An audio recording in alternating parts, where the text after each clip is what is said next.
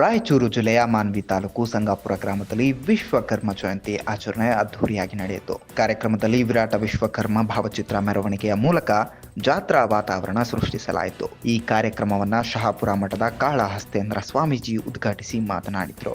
ವಿಶ್ವಕರ್ಮ ಸಮಾಜ ಶತಮಾನಗಳ ಹಿಂದೆ ಮಾಡಿದ ವೃತ್ತಿಪರತೆ ಸೇವೆ ಇಂದಿಗೂ ನಮ್ಮ ಸಂಗಾಪುರ ಗ್ರಾಮದಲ್ಲಿ ಉಳಿದಿದೆ. ನಮ್ಮ ಸಮಾಜ ಒಗ್ಗಟ್ಟಾಗಿ ನಿಂತಾಗಲೇ ಸೌಲಭ್ಯಗಳನ್ನು ಪಡೆಯಬಹುದು. ಪ್ರತಿಯೊಬ್ಬರ ಮನೆಯಲ್ಲಿ ವಿಶ್ವಕರ್ಮದ ಮೂರ್ತಿಗಳು ಅಥವಾ ಬಂಗಾರ ಇದ್ದರೆ ಅದು ಜಕಣಾಚಾರ್ಯರ ಸೇವೆಯ ಮುಂದುವರೆದ ಪ್ರತಿಫಲವಾಗಿದೆ. ಸ್ವಾಮೀಜಿ ಹಾಗೂ ಸ್ಥಳೀಯರು ವಿಶೇಷವಾಗಿ ಈ ದಿನವನ್ನ ಆಚರಿಸಿ ಸಮಾಜದ ಒಗ್ಗಟ್ಟು ಮತ್ತು ಪರಂಪರೆಯ ಮಹತ್ವವನ್ನ ಒತ್ತಿ ಹೇಳಿದ್ರು. ಅವರು ಹಿಂದೂ ವಿಶ್ವಕರ್ಮ ಎಂದು ಸಾಮಾಜಿಕ ಗಣತಿಯಲ್ಲಿ ನಮೂದಿಸಿ ಎಂದು ಕರೆಯನ್ನ ನೀಡಿದ್ರು. ಇತಿಹಾಸವನ್ನು ನಾವು ನೆನೆಸಬೇಕು, ಪುಟಗಳನ್ನ ತಿರುಗಬೇಕು. ಅದಕ್ಕೆ ನ ಭೂಮಿ ನ ಜಲಂಚೈವ ನ ತೇಜೋ ನ ಚ ವಾಯು ನ ಚ ಬ್ರಹ್ಮ ನ ಚ ವಿಷ್ಣು ನ ಚ ರುದ್ರ ಚ ತಾರಕ ಸರ್ವಶೂನ್ಯ ನಿರಾಲಂಬ ಸ್ವಯಂಭೂ ವಿಶ್ವಕರ್ಮ. ಚಂದದ ಮಾತು.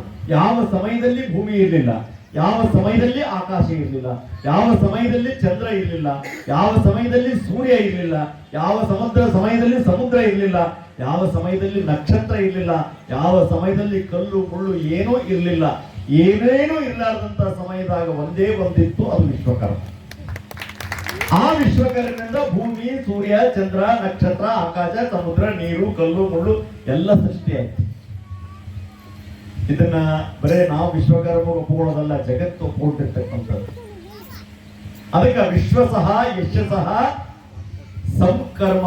ಯಾವ ಮನುಷ್ಯ ಕರ್ಮಗಳನ್ನು ಮಾಡ್ತಾನೆ, ಜಗತ್ತಿಗೆ ಬೇಕಾಗಿರ್ತಕ್ಕಂಥ ಕಾಯಿಗಳನ್ನು ಮಾಡಿಕೊಡ್ತಾನೆ, ಜಗತ್ತಿನ ಕರ್ಮಗಳನ್ನು ಯಾರು ಮಾಡಿಕೊಡ್ತಾರೆ ಅವನು ವಿಶ್ವಕರ್ಮ. ಅಂತ ವಿಶ್ವಕರ್ಮ ಪೂಜಾ ಮಹೋತ್ಸವ ಅಥವಾ ಜಯಂತ್ಯೋತ್ಸವನ್ನ ಒಂದು ನೆಪವಾಗಿಟ್ಟುಕೊಂಡು ಇವತ್ತು ನಾವೆಲ್ಲ ಸಂಗಾಪುರ ಗ್ರಾಮದವರು ಒಂದು ಕಡೆ ಒಕ್ಕಟ್ಟಾಗಿ ಕೂತೀವಿ. ರಾಮು ಗಾಣದಾಳ್ ಅವರು ಬಹಳ ಚಂದ ಮಾತಾಡಿದರು, ಪ್ರಾಸ್ತಾವಿಕವಾಗಿ ದೇವರಾಜ್ ಮಾತಾಡಿದ್ರು. ಅವ್ರಿಗೆಲ್ಲ ಗೊತ್ತು ಗಾಣದಾಳವರಿಗೆ. ನಾವೆಲ್ಲ ಪಾದಯಾತ್ರೆ ಮಾಡಿದ್ವಿ. 17ನೇ ತಾರೀಕು ಸೆಪ್ಟೆಂಬರ್ 17ನೇ ತಾರೀಕು ಕರ್ನಾಟಕ ಘನ ಸರ್ಕಾರ ಇವತ್ತು ವಿಶ್ವಕರ್ಮ ಜಯಂತಿಯನ್ನ ಆಚರಣೆ ಮಾಡಲಿಕ್ಕೆ ಆಜ್ಞೆ ಮಾಡಿಸ್ತದೆ. ಅದು ಆಜ್ಞೆ ಮಾಡಿಸ್ಬೇಕಾದ್ರೆ ಅದ್ರ ಹಿಂದ ನಾವು ಪಟ್ಟಿರ್ತಕ್ಕಂಥ ಕಷ್ಟ ಎಷ್ಟು.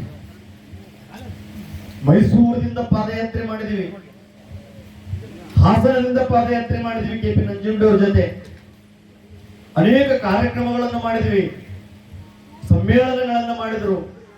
ವಿಶ್ವಕರ್ಮ ಸಮಾಜ ಸ್ವಾಮಿಗಳನ್ನು ಕರ್ಕೊಂಡು ಕಷ್ಟಪಟ್ಟು ಸ್ವಂತ ರೊಕ್ಕದೊಳಗ ಇಷ್ಟೆಲ್ಲ ಮಾಡಿದಕ್ಕೋಸ್ಕರವಾಗಿ ಘನ ಸರ್ಕಾರ, ಕರ್ನಾಟಕ ಘನ ಸರ್ಕಾರ ಸಿದ್ದರಾಮಯ್ಯ ಇದ್ದಾಗ ಹಿಂದಿನ ಪೀರಿಯಡ್ ಅವರು ವಿಶ್ವಕರ್ಮ ಜಯಂತಿಯನ್ನು ಸರ್ಕಾರ ಆಚರಣೆ ಮಾಡ್ತೀವಿ ಅಂತ ಘೋಷಣೆ ಮಾಡಿ ಈಗ ಒಂದು 10 ವರ್ಷದಿಂದ ಇದನ್ನು ಮಾಡ್ಲಕತ್ತಾರೆ.